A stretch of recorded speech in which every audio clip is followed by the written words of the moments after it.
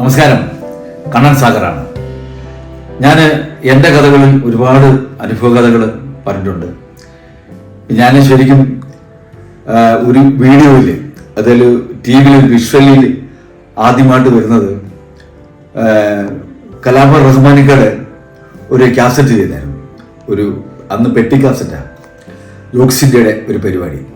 അതിൽ കൂടിയാണ് ഞാൻ ആദ്യമായിട്ട് ഈ ടി വി VCR ഇടാവുന്ന രീതിയിലുള്ള ഒരു റെക്കോർഡിംഗ് പരിപാടിയിൽ കോമഡി സ്കിറ്റുകൾ ചെയ്തത്.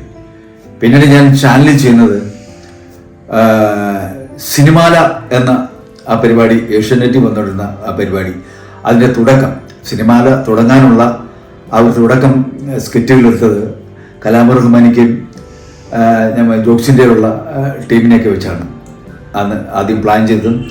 അത് എനിക്ക് എൻ്റെ ഓർമ്മ ശരിയാണ്, കളമശ്ശേരി എവിടെ വെച്ചാണ് അതിൻ്റെ ഒരു ഓഡിറ്റോറിയത്തിൽ വെച്ചാണ് അതിൻ്റെ ഷൂട്ടിംഗ് നടന്നു നോക്കി. അങ്ങനെയാണ് ഏഷ്യാനെറ്റിന് വേണ്ടി ആ പരിപാടി ചെയ്യുന്നത്. എന്തുകൊണ്ട് പിന്നീട് അത് ആ പരിപാടി സംപ്രേഷണം ചെയ്തില്ലാന്ന് തോന്നുന്നു. പിന്നെ ഡയാന സിൽവർ സ്റ്റാർ എന്ന അദ്ദേഹത്തിൻ്റെ മേഡത്തിൻ്റെ നേതൃത്വത്തിൽ സിനിമാല വേറെ ടീമുകൾ അത് ചെയ്തു. അതിനൊന്നും പങ്കെടുക്കാൻ പറ്റിയൊന്നുമില്ല. ഇടയ്ക്ക് 1-2 എപ്പിസോഡ് വന്നിരുന്നു. അപ്പം ഞാൻ പറഞ്ഞു വന്നത്, ടി വിയിൽ വർഷങ്ങൾക്ക് മുമ്പ് എന്നുള്ള അംബീഷൻ ആഗ്രഹങ്ങളായിരുന്നു. ടി വിക്കകത്ത് അതൊക്കെ ടി വി തുടങ്ങുന്നു, ഏഷ്യാനെറ്റൊക്കെ തുടങ്ങുന്നുണ്ടായിരുന്നു. പിന്നെ അത് കഴിഞ്ഞ ശേഷം ദൂരദർശനിലെ സ്കിറ്റുകളുമായിട്ട് പിന്നീട് വന്നിരുന്നു. അപ്പോൾ ആ കാലഘട്ടം മുതൽ കുറേ ഇങ്ങനെ വന്ന് ഇപ്പം കേരളത്തിലെ പ്രമുഖമായിട്ടുള്ള പല ചാനലിലും കോമഡി പരിപാടികൾ ചെയ്തൊക്കെ നിൽക്കുന്നു. ഞാനും എഴുതിയിട്ടുണ്ട് സ്കിറ്റുകൾ, പലതും വൈറലായിട്ടുണ്ട്. സഹപ്രവർത്തകരായ കോമഡി ചെയ്യുന്ന ഒരുപാട് ആർട്ടിസ്റ്റുകളുടെ കൂടെ പങ്കെടുക്കാനും അവരുടെ കൂടെ ചേർന്ന് നിൽക്കാനും, അവർക്ക് എനിക്ക് വന്ന ആർക്കും എന്നോട് ഇതുവരെ ഉദ്ദേശമോ അല്ലെങ്കിൽ പിണക്കോ ഒന്നും ഉണ്ടായിട്ടുള്ളത് എനിക്ക് ഓർമ്മയില്ല. കാരണം ഞാൻ എല്ലാവരും വളരെയേറെ സ്നേഹിക്കുകയും അതുപോലെ സഹകരിക്കുകയും ചെയ്യുന്ന ഒരാൾ തന്നെയാണ് ഞാൻ പറഞ്ഞൊന്നും മറ്റൊന്നുമില്ല. ഞാൻ ഈയിടെ ഒരു ഫേസ്ബുക്കിൽ ഞാനൊരു പോസ്റ്റ് ഇട്ടു. അതായത് നമ്മുടെ ചെറുപ്പം, അല്ലെങ്കിൽ നമ്മളെന്താന്നുള്ളത് നമ്മുടെ മനസ്സാണ്. നമ്മൾ ഇപ്പം ബാല്യകാലത്തെക്കുറിച്ചായാലും നമ്മുടെ ജീവിതത്തിൽ ഏത് ഘട്ടത്തെയായാലും നമ്മുടെ മനസ്സിൽ ഓർത്തിരിക്കുന്ന അത്രയും പോലെ മറ്റാരും ഓർത്തിരിക്കത്തില്ല. അപ്പം നമ്മുടെ മനസ്സിൽ യങ്ങാണ്, ഒരു ചെറുപ്പമാണ് ഫീൽ ചെയ്യുന്നത്. അതിൻ്റെ ഫലമായിട്ട് നമ്മൾ വളരെയേറെ എനർജിക്കായിട്ട് നിന്നുകൊണ്ട് കോമഡി സ്കിറ്റുകളും കാര്യങ്ങളൊക്കെ ചെയ്യും. ചിലതൊക്കെ റീടേക്ക് എടുക്കേണ്ടതായിട്ടൊക്കെ വന്നിട്ടുണ്ട്. അത് ഏത് വലിയ ആർട്ടിസ്റ്റായാലും ഉണ്ടാവും, അങ്ങനെയാണ്. അപ്പം ഞാൻ പറഞ്ഞു വന്നാൽ, ഞാൻ ഇത് കണ്ടില്ലേ, ഇപ്പം പറയാൻ തന്നെ കാര്യം, ഈ നരാചരകളൊക്കെ ബാധിച്ച് ഒരു കലാകാരൻ ഇനി ചാനൽ ഷോകളിൽ അത്രയേറെ തിളങ്ങാൻ സാധ്യതയില്ല. അപ്പം ഞാനൊരു പരിപാടി ചാനൽ ചെയ്തുകൊണ്ടിരുന്നിടത്തുനിന്ന് യാദൃശ്യമായിട്ട് മാറിയില്ല. ഞാൻ വീണ്ടും ആവശ്യപ്പെട്ടു, അവസരമുണ്ടോ വിളിക്കണം എന്ന് പറയും. പക്ഷേ എന്നെ പിന്നെ അവർ വിളിച്ചില്ല. അപ്പം ഞാൻ എൻ്റെ കാര്യകാരണങ്ങൾ ഇങ്ങനെ അന്വേഷിച്ച് പോയ സ്ഥിതിക്ക് ഞാൻ അറിഞ്ഞത് പ്രായമായി, അതുകൊണ്ട് ഉള്ളതാണ് പറഞ്ഞത്. കാരണം എൻ്റെ കൂടെ ഉണ്ടായിരുന്ന ഒരു സഹപ്രവർത്തകൻ, അദ്ദേഹത്തെ ഇതുപോലെ പറഞ്ഞു വിട്ടാൽ അദ്ദേഹം മാറി. ആ കൂട്ടത്തിൽ ഞാൻ ആദർശമായിട്ട് അദ്ദേഹത്തെ വിളിച്ചപ്പോൾ എന്നോട് പറഞ്ഞു, ചേട്ടാ നമുക്കൊക്കെ പ്രായമായി എന്നാണ് പറയുന്നത്. നമ്മളൊക്കെ പ്രായമായി, ഇനിയിപ്പം ചെറുപ്പക്കാർ പിള്ളേരെ പോലൊന്നും നമുക്കൊന്ന് ഓടിക്കളിച്ച് നടക്കാനോ അല്ലെങ്കിൽ അവരോടൊപ്പം നിന്ന് പുതിയ സാധനങ്ങൾ ഉണ്ടാക്കി വലിയ ലെവലിലെത്താനോ നമുക്ക് പറ്റില്ലാത്തതുകൊണ്ട് പറ്റില്ലാണ്ടിയല്ല, വിചാരിച്ചോ പറ്റും എന്നുള്ള വേറൊരു വാസ്തവം. പക്ഷേ അതുകൊണ്ടായിരിക്കാം അല്പം മറവിയോ അല്ലെങ്കിൽ അല്പം ടേക്ക് കൂടുതൽ എടുക്കുകയോ അല്ലെങ്കിൽ എന്തെങ്കിലുമൊക്കെ ആയിരിക്കും. അതുകൊണ്ടൊക്കെ ആയിരിക്കും ഞാൻ വിഷമിക്കുന്നുണ്ടോ. നമ്മൾ ഒരിടം അറിഞ്ഞാൽ മറ്റൊരു വർഷം തുറക്കപ്പെടും, അങ്ങനെ അങ്ങോട്ട് പോവുക എന്നാ എൻ്റെ സഹപ്രവർത്തകനോട് പറഞ്ഞപ്പം അന്നേരം ഞാൻ ചിരിച്ചൊക്കെ തള്ളി. ശരിയാവും, നമ്മളൊക്കെ ഇത്ര ഇങ്ങനെ ആയോ, ഇപ്പോഴാണ് ഞാൻ അതിനെക്കുറിച്ച് ആലോചിക്കുന്നത്, ഈ പ്രായമായതിനെക്കുറിച്ച്. പിന്നെ ഞാൻ തമാശയ്ക്ക് പറയുകയും ചെയ്തു. പക്ഷെ അന്ന് രാത്രി എനിക്ക് ഉറങ്ങാൻ കഴിഞ്ഞില്ല. ഞാൻ ഒരുപാട് ചിന്തിച്ചു.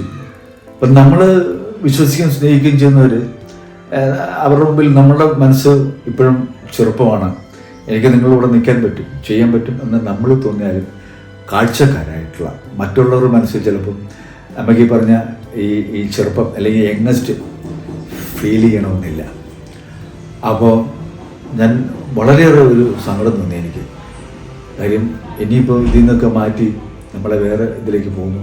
അപ്പം ഞാൻ ആ പോസ്റ്റ് ഇട്ടപ്പോൾ ഒരുപാട് പേര്, അത് വൈറലായ പോലെ കുറേയേറെ പേര് അതിന് കമൻ്റ് ഇടുകയും അതിനെക്കുറിച്ച് സംസാരിക്കുകയും ചെയ്തു. പലരും പറഞ്ഞത് ചേട്ടാ പ്രായം വിഷയമല്ല, കലയ്ക്ക് പ്രായമില്ല. അത് ചേട്ടൻ്റെ പ്രകടനം പോലെ ഒന്ന് ചാനലിൽ നിന്ന് അങ്ങോട്ട് കൊണ്ട് പോകുമെന്ന് പറഞ്ഞാലും വിഷയമാക്കണ്ട ചേട്ടാ എന്നൊക്കെ പറയുന്നുണ്ട്. എന്നിട്ട് ഞാനിപ്പോൾ ചാനലുണ്ട്, വേറെ പരിപാടികളൊക്കെ ആയിട്ട് ബന്ധപ്പെട്ട് നിൽപ്പുണ്ട്. എങ്കിലും ചിലരുടെ കാഴ്ചപ്പാടുകൾ ശരിക്കും സത്യസന്ധമായിരിക്കാം, അല്ലെങ്കിൽ യാഥാർത്ഥ്യമായിരിക്കാം. ഒരു പരിപാടി മുമ്പോട്ട് പോകുമ്പോൾ ആ പരിപാടിക്ക് വേണ്ട ആൾക്കാർ എനർജി ഉള്ളവരും ഓർമ്മശക്തിയുള്ളവരും പ്രായം ഫീൽ ചെയ്യാത്തവരും എന്നാൽ നല്ല രീതിയിൽ പെർഫോം ചെയ്യുന്നവരൊക്കെയാണ് എല്ലാവരും ആഗ്രഹിക്കുകയൊക്കെ ചെയ്യുന്നത്.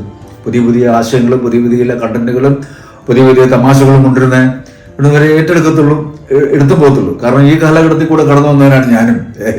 എൻ്റെ ചെറുപ്പത്തിൽ ഞാനും കുറേ ഇതൊക്കെ ചെയ്ത് നമ്മളെ ഒരുപാട് പേര് പ്രോത്സാഹിപ്പിക്കുകയും ഒക്കെ പോയിരുന്നു. ഇതുപോലുള്ള ഇത്രയുള്ള ഇതെന്താണ് സോഷ്യൽ മീഡിയ ശക്തമല്ലായിരുന്നു എന്നുള്ളതേ ഉള്ളൂ. പക്ഷെ അന്നും വേദികളിൽ പ്രകടനം കണ്ടിട്ട് അതിൽ നിന്നും പ്രോത്സാഹിപ്പിച്ച് നിങ്ങൾ ആളാകും, നിങ്ങൾ കഴിവുറ്റ കലാകാരനാണ്. അതിലും ഒരു വർഷം 442 സ്റ്റേജൊക്കെ ഒരു വർഷത്തിൽ ഒരു സീസണിൽ കളിക്കുക എന്ന് പറഞ്ഞാൽ ഒരു കലാകാരനെ സംബന്ധിച്ച് അത് അവൻ്റെ കൂട്ടായ്മയും കൂടെ ഉണ്ടാകുന്ന, അല്ലെങ്കിൽ അവനും കൂടെ ചേർന്നുണ്ടാക്കുന്ന ജനങ്ങളിലേക്ക് കൊടുക്കുന്ന വലിയൊരു സംഭവം തന്നെയാണ് ഇത്തരം പരിപാടികൾ കളിക്കുക എന്ന് പറഞ്ഞാൽ. അങ്ങനെ കളിച്ചു വന്നിട്ട് ആളുകളാണ് ഞാൻ. അതുകൊണ്ടാണ് പറഞ്ഞത്. അപ്പം എനിക്ക് ഒരുപാട് ഫോൺ ചെയ്തും അല്ലാതെയൊക്കെ ചോദിക്കുന്നു, ചേട്ടാ പ്രായം നോക്കണ്ട, അതൊന്നും ആവശ്യമില്ല. പക്ഷേ ഞാൻ പറഞ്ഞത് മറ്റൊന്നുമില്ല, എനിക്കൊരു ഫീലിങ്സും ഇല്ല, എനിക്കൊരു വിഷമവും ഇല്ല, എനിക്കൊരു സങ്കടവും ഇല്ല. അപ്പോൾ ഇതിങ്ങനെ അങ്ങ് പോട്ടെ. അപ്പോൾ ഇതല്ലെങ്കിൽ മറ്റുള്ള മേഖലയിൽ ഞാനീയുടെ സിനിമയിൽ അഭിനയിക്കാൻ കഴിഞ്ഞപ്പോൾ അതിൻ്റെ ഡയറക്ടർ ചെറുപ്പക്കാരനാണ്. അദ്ദേഹം പറഞ്ഞു, ചേട്ടാ ഞാൻ ചേട്ടൻ്റെ പോസ്റ്റ് കണ്ടിരുന്നു, പ്രായമൊന്നും നോക്കണ്ട, അതിനെക്കുറിച്ചൊന്നും ചേട്ടന് വേണ്ട കഥാപാത്രങ്ങൾ വേണ്ടപ്പെട്ടവരാരാന്ന് വെച്ചാൽ തിരഞ്ഞെടുത്തോളൂ, ചേട്ടൻ തരും, ചേട്ടനെ തിരഞ്ഞെടുക്കുന്ന ആൾക്കാരുണ്ടാവുമല്ലോ, അതൊന്നും നോക്കണ്ട ചേട്ടാന്ന് പറഞ്ഞു. അപ്പോൾ മറ്റൊന്നുമില്ല. അപ്പോൾ ഇതൊന്ന് സംഘടനകളില്ല എന്ന് അറിയിക്കാൻ കൂടി പോവുകയാണ്. അപ്പോൾ ഇത് പലരും ചോദിക്കുന്നുണ്ട്, എല്ലാവരോടും മറുപടി പറഞ്ഞ് എനിക്ക് ഇതായി. അപ്പം സൗഹൃദവും സ്നേഹവും എന്നെ സഹായിച്ചവരുടെ അവരോടുള്ള കടപ്പാടുകളും ആ ബന്ധങ്ങളും ജീവിതകാലം മുഴുവൻ ഞാൻ മറക്കില്ല, അവരെ ഓർമ്മിക്കും. അവരൊക്കെ തന്നെയാണ് എന്നെ കലാകാരന്മാരാക്കിയത്.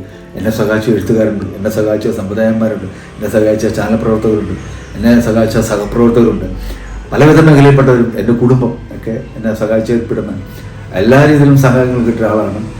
അപ്പം ഇപ്പോഴുമില്ല, ആ വേഷങ്ങൾ കിട്ടിയാൽ ചാനലല്ല സിനിമയല്ല എന്തായാലും ഞാൻ ചെയ്യും. എനിക്കാവുന്നത് എന്നെക്കൊണ്ട് പറ്റുന്നതും കഴിവിൻ്റെ പരമാവധി ഞാൻ ശ്രമിച്ചു തുറന്നുകൊണ്ടിരിക്കും എന്ന് അഭ്യർത്ഥിക്കുന്നു. അപ്പോൾ ഈ കഥ പറഞ്ഞത് മറ്റൊന്നുമല്ല, അറിയണം, ഒരുപാട് പേര് വിളിച്ച് ചോദിക്കുന്നതിൽ അറിയാൻ വേണ്ടിയിട്ട് പറഞ്ഞാണ്. അപ്പോൾ എല്ലാവർക്കും, എല്ലാ സുഹൃത്തുക്കൾക്കും, നന്മ നിറഞ്ഞ എല്ലാ പ്രേക്ഷകർക്കും എൻ്റെ നന്ദി നമസ്കാരം നേരുന്നു. കൊച്ചു പരിപാടിയായിട്ട് ഇനി ഞാൻ വരും, നിങ്ങളെന്നെ സ്വീകരിക്കും, എനിക്ക് ഉറപ്പാണ്. എല്ലാവർക്കും നന്മകൾ നേർന്ന് സസ്നേഹം. കാണാൻ സാഗർ.